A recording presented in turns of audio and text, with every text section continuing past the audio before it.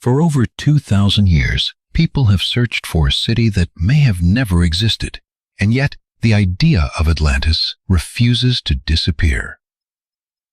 Not because of random stories or myths that faded over time, but because it began with something unusually specific: coordinates, descriptions, a timeline, details that sound less like legend and more like a record waiting to be confirmed. The story comes from the Greek philosopher Plato, who described Atlantis as a powerful island civilization that existed beyond the Pillars of Hercules, what we now call the Strait of Gibraltar. According to him, it was advanced, wealthy, and highly organized, until, in a single day and night, it disappeared beneath the ocean. And that's where the question begins. Not whether Atlantis is interesting, but why, after centuries of exploration, mapping, and technology capable of scanning the ocean floor, we still haven't found anything that clearly matches that description. Because if Atlantis was real, it should have left something behind. And if it wasn't, then why has the search never truly stopped? Plato didn't present Atlantis as fiction in the way we think of stories today.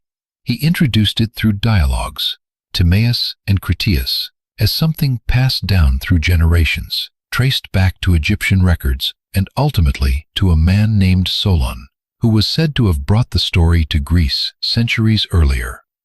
In those accounts, Atlantis wasn't just another island. It was described as a structured society with concentric rings of land and water, advanced engineering, and a level of organization that felt ahead of its time.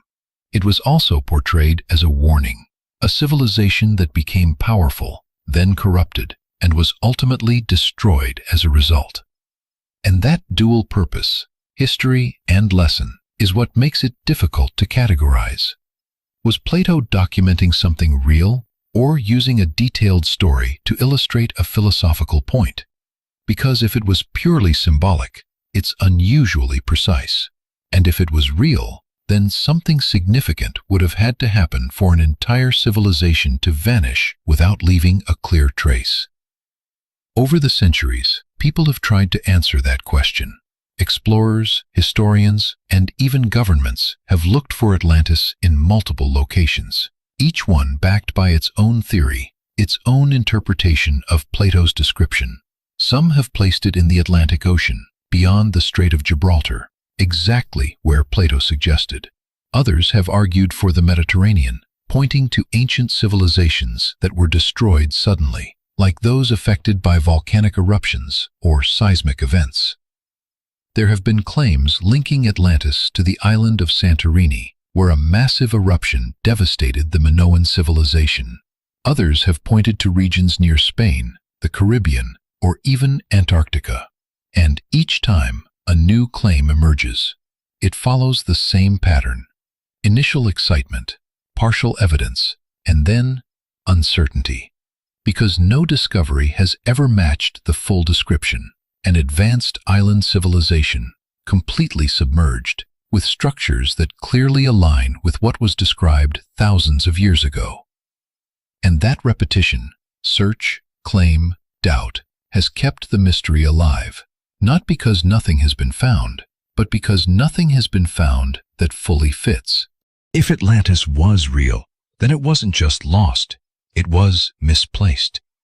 And over time, several locations have emerged as serious contenders, each one fitting part of the story, but never all of it. One of the strongest candidates is Santorini, where a massive volcanic eruption around 1600 BCE destroyed the Minoan civilization. The explosion was powerful enough to collapse entire sections of the island and send shockwaves across the Mediterranean, creating tsunamis that wiped out nearby settlements. What makes this compelling is the detail: an advanced society, sudden destruction, and a landscape that physically changed almost overnight. But there's a problem. The timing doesn't match Plato's account, and Santorini wasn't located beyond the Strait of Gibraltar. It fits the event, but not the location. Another theory points to southern Spain, near the Doñana National Park, where satellite imagery has revealed circular formations beneath the marshlands, structures that some believe resemble the concentric rings Plato described. This location aligns more closely with the geographic clues, sitting near the Atlantic, just beyond the Pillars of Hercules. But the evidence remains incomplete. No confirmed ruins, no definitive artifacts linking it to a lost, advanced civilization. Then there's the idea that Atlantis wasn't a single island at all, but part of a much larger landmass that disappeared over time. Some have pointed to the Azores, a group of volcanic islands rising from the Atlantic Ocean, suggesting they could be the remnants of something that once existed above water. The logic is simple. If a large landmass existed and was submerged gradually or catastrophically, only fragments might remain. But again, no direct evidence ties the Azores to an advanced civilization matching Plato's description.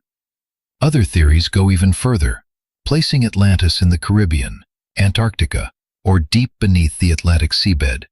But the more extreme the location, the less it aligns with the original account.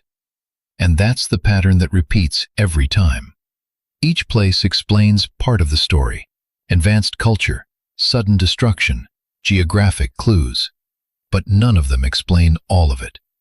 And when every answer feels close, but never complete, the mystery doesn't fade.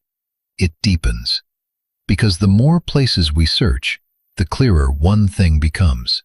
If Atlantis existed, it either didn't disappear the way we think it did, or we've been looking in the wrong place this entire time.